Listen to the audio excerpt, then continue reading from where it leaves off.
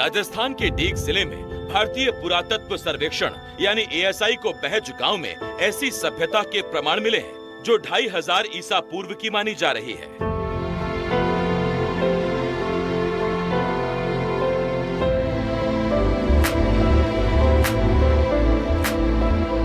यह खोज न सिर्फ बल्कि एक ऐसे पेलियो चैनल यानी प्राचीन नदी की भी पुष्टि करती है जिसे ऋग्वेद में वर्णित सरस्वती नदी से जोड़ा जा रहा है।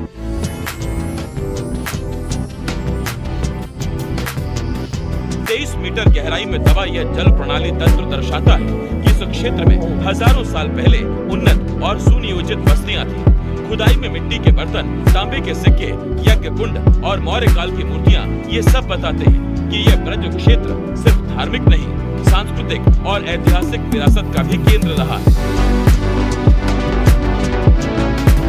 खुदाई में 5 अलग अलग कालखंडों के प्रमाण मिले जिनमें हड़प्पा उत्तर काल, महाभारत काल, मौर्य काल, कुषाण काल और गुप्त काल तक की सभ्यताओं की परतें शामिल हैं। ASI ने यह खुदाई 10 जनवरी 2024 से शुरू की थी। बहज गांव में करीब 23 मीटर गहराई तक खुदाई की गई, जो अब तक राजस्थान में की गई सबसे गहरी खुदाई मानी जा रही है। खुदाई के दौरान करीब 800 प्राचीन वस्तुएं मिली हैं। भवन निर्माणों की बात करें तो हमें OCP से लेके पूरा OCP, PGW, मॉडर्न काल, कुषाण तक पूरा एक भवन निर्माण का अच्छा खासा एविडेंसेस देखने को मिलता है। OCP में हमें जो मड के भवन और मतलब मड की दीवारों के हमें अवशेष मिले। इसके बाद हम PGW में भी हमें स्टोन की वॉल्स के अवशेष और उसके साथ मड का हमें पूरा एक स्ट्रक्चर हमें देखने को मिला था। उसके साथ ही हमें मॉडर्न में भी मड के काफ़ी सारे फ्लोर और स्ट्रक्चर हमें देखने को मिले हैं और साथ ही हमें बर्न ब्रिक्स का भी यूज हमें देखने को मिला है। और शुंग और कुषाण काल में हमें काफ़ी एक लंबे पैमाने पर बर्न ब्रिक्स का हमें इस्तेमाल देखने को मिला है। काफ़ी पूरे बड़े बड़े कॉम्प्लेक्सेस और रूम्स हमने एक्सपोज किए हैं। बहज गांव की इस खुदाई को अब तक की ASI की राजस्थान की सबसे बड़ी खुदाई, सबसे बड़ी खोज माना जा रहा है। और ये जो आप पहाड़ के नीचे पुरानी सभ्यता के अवशेष देख रहे हैं, बताया जा रहा है कि अभी तक की खुदाई में 5 कालखंडों की सभ्यताओं के अवशेष मिल चुके हैं। इनमें महाभारत काल से लेकर महाजनपद काल, मौर्य काल, शुंग काल और कुषाण काल की सभ्यताओं के अवशेष हैं। 800 से अधिक अवशेष निकाले जा चुके हैं जिन्हें संग्रहालय में रखा गया है। और बड़ी बात यह है कि सभ्यता को देखने पे आप देख सकते हैं, समझ सकते हैं कि अलग अलग कालखंडों में उस दौर की सभ्यताएं कितनी समृद्ध, कितनी जो कहें वैभवशाली रही होगी और कैसे आज भी उनके अवशेष खुदाई के दौरान बिल्कुल साफ तौर पर देखे जा सकते हैं। इस सभ्यता के जो अवशेष खुदाई में मिले हैं वो आपको जरा करीब से दिखाएंगे, लेकिन सबसे महत्वपूर्ण बात यह है कि सभ्यता के अवशेष की बनावट जो है वो सिंधु घाटी सभ्यता से काफ़ी हद तक मिलती जुलती है। और बताया जा रहा है कि चूंकि ब्रज क्षेत्र है और ब्रज क्षेत्र के आसपास भगवान कृष्ण के जो वंशज थे, उनके जो आने वाली जो पीढ़ियां थी, उन्होंने जो राज किया, उनके कालखंड से जुड़ी हुई भी बहुत सारी वस्तुएं यहाँ पर मिली हैं, मूर्तियां मिली हैं, सिक्के मिले हैं। यानी पूरे एक 5 कालखंडों का जो इतिहास रहा है उसकी गवाही ये सभ्यता दे रही है। ASI के साइट सुपरवाइजर पवन सारस्वत ने NDTV से बातचीत में बताया कि गांव के नीचे मिले प्राचीन नदी चैनल के अवशेष भी मिले हैं। यह नदी तंत्र 15 मीटर की गहराई के बाद मिला। इतिहासकारों का मानना है कि यह वही नदी हो सकती है जिसका उल्लेख ऋग्वेद में सरस्वती के रूप में किया गया है। पवन सारस्वत के मुताबिक खुदाई में मिली यह जल प्रणाली उस सभ्यता की नींव थी जो मथुरा और ब्रज क्षेत्र के साथ सरस्वती घाटी से जुड़ी थी।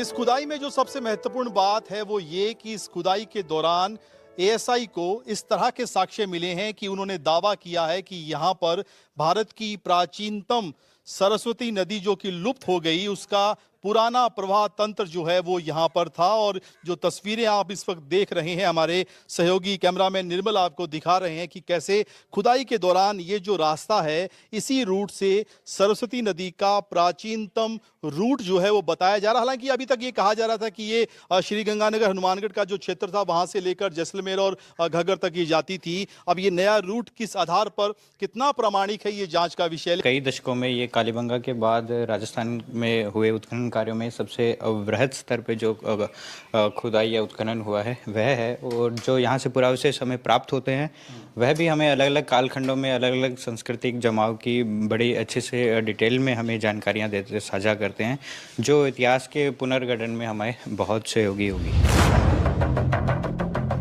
भारतीय पुरातत्व सर्वेक्षण की टीम के मुताबिक खुदाई के दौरान सबसे पहले करीब 5 से 7 मीटर के जमाव पर महाभारत कालीन परतें मिली हैं।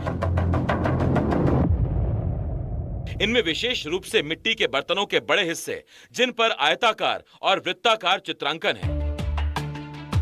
हवन कुंड के पूर्ण आकार के ढांचे, जिनमें अग्नि संस्कार के अवशेष स्पष्ट हैं। भारतीय पुरातत्व सर्वेक्षण विभाग के अधिकारियों का कहना है कि महाभारत कालखंड में जिस तरह के वस्त्रों का जिक्र किया गया है और उस कालखंड के अलग अलग हिस्सों में जिस तरह के बर्तन मिले हैं, उसी तरह के मिट्टी के बर्तन यहाँ पाए गए हैं।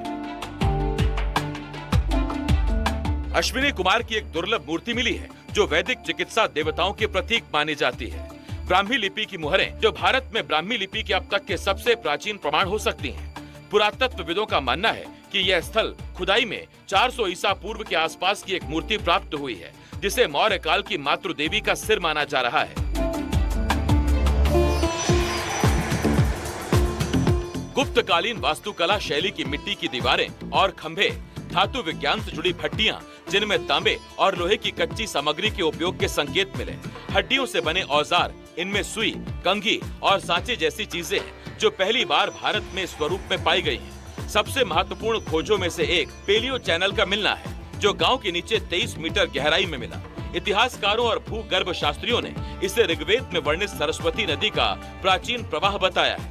यह खोज मथुरा से महज 50 किलोमीटर दूर स्थित ब्रज क्षेत्र को सरस्वती सभ्यता की सांस्कृतिक धुरी साबित करती है। खुदाई में प्राप्त अन्य साक्ष्य में शिव पार्वती की टेराकोटा मूर्तियां, जो शक्ति और भक्ति परंपरा से जुड़ी हैं, शंख की चूड़ियां और अर्ध कीमती पत्थरों के मनके, जो उस काल की व्यापार और सौंदर्य परंपरा को दर्शाते हैं। 15 से ज्यादा यज्ञ कुंड, जो वैदिक और उत्तर वैदिक कालीन धार्मिक अनुष्ठानों की पुष्टि करते हैं। छोटे तांबे के बर्तन और सिक्के, जो संभवतः ब्राह्मणों या धार्मिक पुरोहितों द्वारा यज्ञों में प्रयोग किए जाते रहे होंगे। इसके अलावा खुदाई के दौरान एक मानव कंकाल भी मिला है, जिसे जांच के लिए इजराइल भेजा गया है। ये बोन टूल्स हैं, हड्डी के बने औजार हैं, जो काफ़ी विविध कार्यों के लिए इस्तेमाल में होते होंगे। इनमें काफ़ी सुई या नीडल की तरह काफ़ी शार्प एज के हैं, तो कुछ ब्लंट एज के भी हैं, जो काफ़ी मल्टीपल यूज़ में उन्होंने काम में लिया होगा। सिलाई, बुनाई या शल्य क्रिया अथवा इनग्रेविंग वगैरह के भी उन्होंने काम में लिया होगा। लगभग सीलिंग्स है, सील और सीलिंग्स और कॉइन जो हमें यहाँ से मिले हैं। मोस्ट ऑफ सीलिंग्स यहाँ सारी ब्राह्मी की हैं, जो हमें लगभग PGW पीरियड से लेकर और कुषाण लेवल तक हमें यहाँ से मिलती है। ये मोरियन स्ट्रैटिग्राफी से हमें मिला था। ये नहीं, बुद्धा का नहीं है, ये मदर गॉडेस है अपनी ओर की। इनका जो हेड गियर वगैरह है और जो भी सिक्स वगैरह है और लटे वगैरह बिल्कुल ही डिटेल में इसे बनाया गया है। इसके अलावा आप आगे देखोगे तो हमें अश्विनी कुमार का एक टेराकोटा फ्लेक्स यहाँ से मिला है। बहज गांव की ये खोज केवल राजस्थान ही नहीं, बल्कि पूरे उत्तर भारत के प्राचीन इतिहास की समझ को एक नई दिशा देती है। यह साबित करता है कि ब्रज और सरस्वती क्षेत्र की सांस्कृतिक जड़ें हजारों साल पुरानी और अत्यंत समृद्ध रही हैं।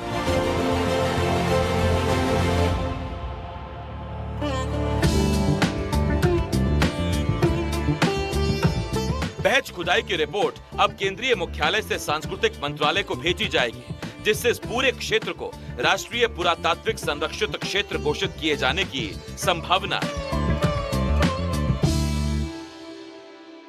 जो अभी तक की खोज है बहुत उत्साहजनक है और अलग अलग एंगल से बहुत सारी ऐसी महत्वपूर्ण ऐतिहासिक जानकारियां हासिल हुई हैं, जो इस क्षेत्र के लिहाज से बहुत बड़ी भी हैं, बड़ी उपलब्धि है। क्योंकि कालीबंगा के बाद ये दूसरा ऐसा जो कहें क्षेत्र है जहां पर इस तरह की सभ्यताओं के अवशेष मिलने की जो लगातार प्रक्रिया है वो जारी थी। तो अभी बहुत सारी ऐसी जानकारियां और भी आना बाकी हैं।